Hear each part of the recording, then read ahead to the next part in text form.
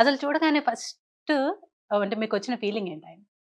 పొలిటికల్‌గా అంటే అప్పటికి మీ ఇద్దరి మధ్య పొలిటికల్ గానా? అదే ఒక మంచి లీడర్ అని, ఒక మంచి ఫెరోషియస్ లీడర్ అని.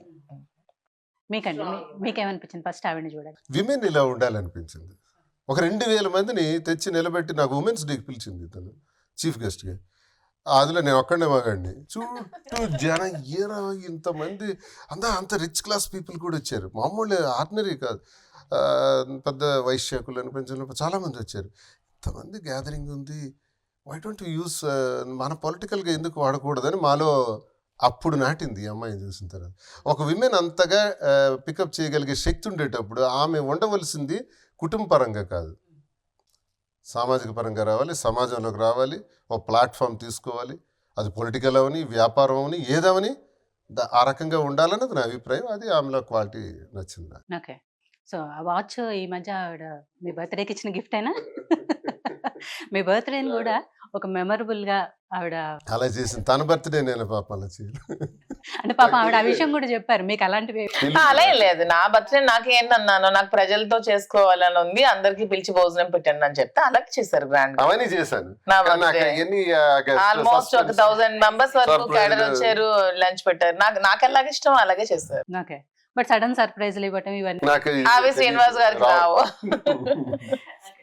సో ఈ పరిస్థితులు అంటే మీరిద్దరి బంధాన్ని ఎవరు తప్పుగా చూసినా కరెక్ట్ గా చూసినా ఏదైనా కూడా మీకు తప్పుగా చూడడానికి ఏమీ లేదమ్మా. ఇప్పుడు మనకి ఏంటి, ఇప్పుడు లా ఎలా నడుస్తుందంటే డైవోర్స్ ఇప్పుడు ఇప్పుడు కావాలి, అతను తీసుకోవాలి, ఆమె ఇవ్వనంటుంది.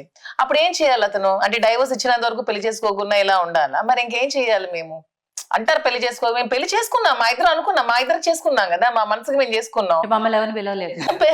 ఇప్పుడు డైవర్స్ అవి లా పరంగా నడుస్తున్నప్పుడు మేమేం చెయ్యాలి? అలా ఉన్నాయి మన చట్టాలు. వెంటనే డైవర్స్ ఇస్తే ఎవరికాలు క్లియర్ గా ఉంటారు. ఇప్పుడు ఉమెన్ చాలా మంది ఇలా ఉన్నారు, సైకోలా ఉన్నారు కొంతమంది. ఉండి ఏం చేస్తున్నారు, హెరాస్ చేస్తున్నారు. పాపం మేల్ కి చట్టాలు చాలా తక్కువ ఉన్నాయి సపోర్ట్ చేసేవి. ఇప్పుడు ఉమెన్ కొంచెం కన్నీళ్ళు పెడితే బయటకు వచ్చి మగవాడు నిజంగా తప్పు చేశాడేమో అనుకుంటారు, కానీ ఆమె నిజంగా మొగుడిని కొట్టొచ్చి బయటకు చెప్పినా సరే నమ్మట్లేదు. అలా ఉంది ఇప్పుడు సొసైటీ. కోర్టులు కూడా ఆలోచిస్తున్నారండి ఆ రకంగానే. మరి ఏం చెయ్యాలి మేము? డైవర్స్ ఇప్పటి వరకు అయితే అప్పటి వరకు మేము ఏం చేయాలి? మరి కలిసి ఉన్నాం, మా ఇద్దరు మనసాక్షిగా పెళ్లి చేసుకున్నాం, మా ఇద్దరికి మేము భార్యాభర్తలమే. మేము ఉన్నప్పుడు ఎవడో ఏదో కామెంట్ చేసి నువ్వు ఉంచుకున్న దాన్ని మీకేంట్రా నొప్పి? నాకు కదా, నేను మా ఇద్దరు వైఫ్ అండ్ హస్బెండ్ అనుకుంటే మీకేంటి పోయిన? మా బంధం గురించి ఇంకేం క్లారిటీ కావాలి? నేను చెప్తున్నాను కదా, భార్యాభర్తలు వేరా, దానికి క్లారిటీగా ఏం కావాలి? ఇంకేం క్లారిటీ ఇవ్వాలి? మీకు నచ్చినట్టుగా మీరు బతుకుతున్నారు. మేము డైవర్స్ తీసుకున్నాను విచువల్ గా, డైవర్స్ నడుస్తుంది. మేము ఉన్నాం మెంటల్ గా, మేము పెళ్లి చేసుకున్నాం, మా ఇద్దరికి మేము పెళ్లి చేసుకున్నాం. మా ఇద్దరికి లీగల్ గా అయ్యాక, ప్రొసీడింగ్స్ అయ్యాక లీగల్ గా కూడా రిజిస్టర్ మ్యారేజ్ చేసుకుంటాం. అప్పుడు అందరికి పిలుస్తాం. మరి లీగల్ ప్రొసీడింగ్స్ లో రిజిస్టర్ మ్యారేజ్ చేసుకోకూడదు, అదొక క్రైమ్ అవుతుంది. మరి ఇప్పుడు ఏం చేయాలి మేము? అవన్నీ ఇంకా దానికోసం ఇంకా క్లియర్ గా చెప్తున్నాం, మేము భార్యాభర్తల మేర అని మీకు క్లియర్ గా చెప్తున్నాం. ఇంకా దానికి సంబంధం ఏంటి, ఇదేంటి అదేంటని మీరు అడగాల్సిన అవసరం లేదు. ఫోన్లే దువ్వాడు దువ్వెనే కదా అనుకోని ఇప్పుడు అవును దువ్వెన్నే, అతను దువ్వెన్నే, నీకేంటి?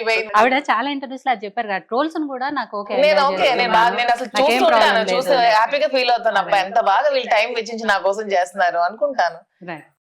కానీ మాధురి గారు, సరే మీరు అన్నట్టు చట్టాల్లో మగవాళ్ళకి చాలా తక్కువగా ఉన్నాయి. సరే అది చట్టపరంగా అలా ఆమెకి డైవర్స్ కావాలి, ఆమెకి ఇతనితో ఉండడం ఇష్టం లేదు, కానీ ఆమె ఇవ్వదు. ఎందుకంటే ఇతను హింసించాలి. అప్పుడు ఏం చేయాలి మరి? ఇతను ఆమెకు డైవర్స్ కావాలని పెట్టింది, అడిగింది, కానీ కోర్టులోకి వెళ్ళేటప్పటికి ఆమె ఇవ్వదు. సాధించాలి ఇతనికి ఎలాగైనా సరే. ఆమె చెప్తుంది కూడా, నేను సాధిస్తాను, నేను ఇవ్వను. మరి అప్పుడు అతను ఏం చెయ్యాలి మరి? అందుకే మేముగా మ్యారేజ్ చేసుకున్నాం మేము అనుకుంటున్నాం కదా, ఇంక దానికోసం ఈ రిలేషన్షిప్ కోసం ఎవరు క్లారిటీ ఇవ్వాల్సిన అవసరం అయితే మాకు లేదు. మేము చెప్తున్నాం మేము వైఫ్ అండ్ హస్బెండేరా అని. సో మీరు ఇప్పుడు ఈ బిజినెస్ చేస్తున్నారు, అంతకుముందు పాలిటిక్స్ లో ఉన్నారు, దువ్వాడ శ్రీని గారి తరపున ప్రచారం చేశారు, ఇవన్నీ కూడా చేశారు. అటు పాలిటిక్స్ ఇటు బిజినెస్ తో పాటు మళ్ళీ మీకు సొంతంగా ఒక ఛానల్ కూడా ఉంది, మాధురి మీ తెలుగు అమ్మాయి అని. ఇవన్నీ ఎలా హ్యాండిల్ చేయగలుగుతారు? అదే కదా మన ఉమెన్ ప్రత్యేకత. మల్టీ టాస్కింగ్ అంటే ఒక ఉమెనే. ఆడది ఏదైనా చేయగలదు. చెప్తాను కదా, స్పెషల్ మహిళలు అంటేనే స్పెషల్. 1,40,00,000 వ్యూవర్స్ ఉన్నారు. మనం మెన్ చేయలేని చాలా పనులు మనం చేయగలిగే కెపాసిటీ మనకి భగవంతుడు ఇచ్చారు. దాన్ని ప్రతి ఒక్క ఉమెన్ కూడా యూటిలైజ్ చేసుకొని మన ఇంట్లో ఎన్ని పనులు చేస్తాం, ఇంటి పనులు చేస్తాం, హస్బెండ్ కి సపోర్ట్ చేస్తాం, పిల్లల్ని రెడీ చేస్తాం, పిల్లలకి తీసుకుంటాం, బిజినెస్ చేస్తాం, ఇవన్నీ చేస్తాం. కానీ మెన్ అలా ఏవి చేయలేరు. సో ఉమెన్ ఆర్ గ్రేట్ ఎప్పటికీ కూడా. సో అందుకనే అందరూ ప్రతి ఒక్కరు కూడా స్ట్రాంగ్ గా ఉండి, స్ట్రాంగ్ గా నిలబడి ఎవరి లైఫ్ ని మనం ఇండిపెండెంట్ గా లీడ్ చేయడం నేర్చుకోవాలి. 1600 ఉండేదండి మా గొడవలకు ముందు యూట్యూబ్ ఛానల్ కి. 1600 గొడవ అయిన రెండో రోజు నుంచి గొడవ పూర్తయిన 30వ రోజు నాటికి యూట్యూబ్లో 1,00,000 దాటేసినారు. వ్యూవర్షిప్ దీనిలో 1,40,00,000 ఇప్పుడు దాటారు. అంటే మాకు ప్రజల మద్దతు, మమ్మల్ని అర్థం చేసుకున్నారు. ఎందుకంటే మేము రోడ్ల పైన వెళ్ళేటప్పుడు కానీ, ఎక్కడైనా టీ కాఫీ తాగేటప్పుడు కానీ అక్కడ ఒక 10 మంది వచ్చి సార్ ఒక ఫోటో ఇవ్వండి, సెల్ఫీ ఇవ్వండి అంటున్నారు. చాలామంది కార్లకు ఓవర్టేక్ చేసి వాళ్ళు ఆపి మా ఫోటో తీసుకుంటున్నారు. ఎలా తెలిసిందంటే కార్ నెంబర్ మాకు తెలుస్తారంటారు. అంటే చాలా దగ్గరకి వెళ్తే ఏ ప్రాంతానికి వెళ్ళినా ప్రజలు క్రేజీగా ఫీల్ అయ్యి తీసుకుంటున్నారంటే మేము చెప్పిన విషయాన్ని, మేము తీసుకున్న నిర్ణయాన్ని ప్రజలు అర్థం చేసుకున్నారు అనడానికి ఇంతకన్నా ఇంక ఉదాహరణ ఏం కావాలి? ఈ వ్యూవర్షిప్ కానీ, ఈ ఫాలోవర్షిప్ కానీ, తర్వాత ఇంత సపోర్ట్, మీరు ఏదైనా చెయ్యండి మీకు మేము ఉంటామని జనం ఎంత మద్దతు, ఆ ప్రజల మద్దతే మాకు ఈ ధైర్యం. ఆ ధైర్యంతోనే మేము ముందుకెళ్ళగలుగుతాం, వ్యాపారంలో కానీ రాజకీయంలో కానీ.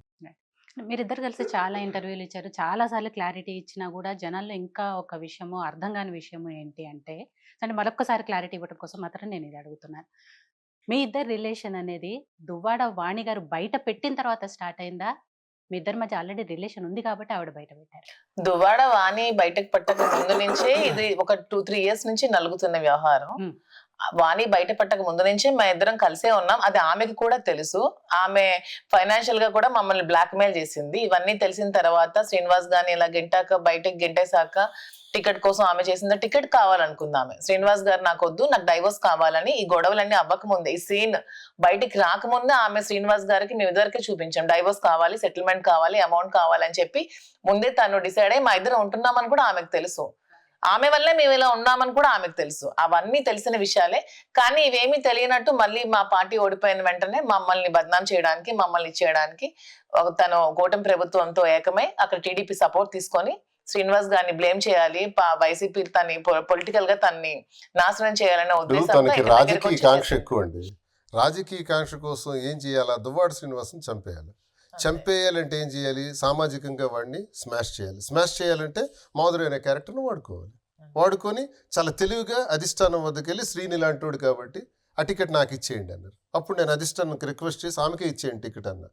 ఆ టికెట్ కూడా నిలబెట్టుకోలేకపోయింది తను అహంకారంతో. మళ్ళీ ఆ టికెట్ నాకే వచ్చింది, నేనే పోటీ చేయాల్సి వచ్చింది. అంటే నేను చెప్పేది అంటే ఈ సిచ్యువేషన్ వాడుకంటే ఒక మాట నేను అడుగుతాను. చాలామంది మీరు అడిగారు కదా ప్రశ్న. 28 ఏళ్ళలో నా వద్దకి ఎంతోమంది మహిళలు వచ్చారు, ఎన్నో పనుల కోసం వచ్చారు, ఎంతోమందికి ఎన్నో సహకారాలు చేసి పెట్టాను. మాధురి ఎప్పుడు వచ్చారు? 22లో వచ్చారు, 21 22. మరి అంతకుముందు 25 సంవత్సరాల నుంచి నా దగ్గరకు వచ్చిన మహిళలతో ఎప్పుడైనా దువ్వాడ శ్రీనివాస్ అసభ్యంగా ప్రవర్తించడం కానీ, లేకపోతే ఎవరికైనా అవమానపరచడం కానీ, ఎప్పుడైనా చేసిన చరిత్ర ఒక్కటి ఉంటే ఈ విమర్శకులకు బయట పెట్టమనండి, చూస్తాను. అది లేదే. ఈవెన్ వాణికి చెప్పమనండి, వీడి జీవితం ఇది, ఇంతమందిని ఇలా బిహేవ్ చేశాడని చెప్పమనండి. 28 ఏళ్ల తర్వాత, వివాహం తర్వాత మాధురియే దొరికిందా? మాధురిని బలిపశువుని చేశారు, స్కేప్ గోట్ చేసి తను వాడుకుంది తన స్వార్థం కోసం. రాజకీయ కాంక్ష, ఆర్థికపరమైనటువంటి కాంక్ష, ఆస్తులన్నీ రాసిచ్చేస్తాను అనుకోండి. రాజకీయ కాంక్ష సరే పడండి. ఇప్పుడు మీరు ఇక్కడ గమనించండి, శ్రీనివాస్ గారికి ఆ ప్రాణ భయం ఉంది అని అన్నది ఇప్పుడు ఆ ఇంటి దగ్గర ధర్నా చేస్తున్నప్పుడు. ఒకరోజు టెక్కల్లో ఉండకూడదు, టెక్కల నుంచి పోవాలి. ఎక్కడికి పోయినా పర్వాలేదు, ఎలా తిరిగినా పర్వాలేదు, మాధురితో ఎక్కడున్నా పర్వాలేదు, టెక్కల్లో మాత్రం ఉండకూడదు. ఏ భార్య అయినా ఈ ఆర్గ్యుమెంట్ చేస్తారా? నా భర్త నాకు కావాలి, నాకు శ్రీనివాసే కావాలి, ఇంకేమీ వద్దు అంటారే కానీ 4 వాల్స్ మధ్య తేల్చుకుంటారు. కానీ రచ్చ చేసి కార్యకర్తలు, ప్రజలు, అధిష్టానం, మీడియా ముందు ఇవన్నీ చెప్పుకుంటారా ఇంటి గొడవలు? అలా చెప్పుకుంటే ప్రతి ఇంట్లో కూడా సమస్యలు ఉంటాయి. ఇంటి దగ్గరేమో ఆ రోజు రక్షణ లేదన్నా, ఇప్పుడు 4 నెలల నుంచి అదే ఇంట్లో నేను ఉన్నాను, మరి నా రక్షణ గురించి ఏం ఆలోచిస్తున్నావు? నెంబర్ 1. నెంబర్ 2, రాజకీయాలు చూసారా? ఈ రాజకీయ ఏ కాంక్షతోటి ఇప్పుడు యాక్టివ్గా తను తిరగటం ప్రారంభించారు? చెయ్యని. రాజకీయాలు చేసే అధికారం ప్రతి ఒక్కడికి ఉంది కాబట్టి టికెట్ తనకు నేను ఇచ్చి నేను తప్పుకున్నా అధిష్టానానికి రిక్వెస్ట్ చేసి. నేను చాలా మ్యాగ్నానిమస్గా ఉంటాను పాలిటిక్స్లో. ఏదో పదవుల కోసం వాటి కోసం పిచ్చి అయిపోయి అది వస్తేనే బతుకుతాం లేదా చస్తామనే టైప్ కాదు అది. ఆ మ్యాగ్నానిమిటీ నాకు ఉంది. కానీ తను నిలబెట్టుకోలేకపోయింది. కేవలం మాధురిని ఈ విషయంలో వాడుకున్నారే తప్ప నిజంగా మాధురిని తను వాడకపోయింటే, తను స్కేప్ గోట్ చేయకపోయింటే తన ఇంట్లో తను ఉండేది, నా ఇంట్లో నేను ఉండేవాడిని. ఈ గొడవలు వచ్చిండేవి కాదు. These are the main reasons. వాణి చేసినటువంటి దౌర్భాగ్యమైన పరిస్థితులు సమాజంలో రచ్చయిపోయి, కంపైపోయి, దువ్వాడ శ్రీనివాస్ ఇలాంటి వాడంట అనే టాక్ వచ్చేసినప్పుడు నేను మరో సందర్భంలో మీకు నేను కనబడితే మొదటి నా పక్కన పెడితే ఆమె ఎవరంటే అని మీరు ప్రశ్నిస్తారు. నేను పక్కన కనబడిన శ్రీనివాస్తో మీరు ఉన్నారంటే ఇంకా ఆమెకు ప్రశ్నిస్తారు. ఎందుకు రహస్యం ఉంచాలి? ఎస్, నేను చెప్పేస్తాను.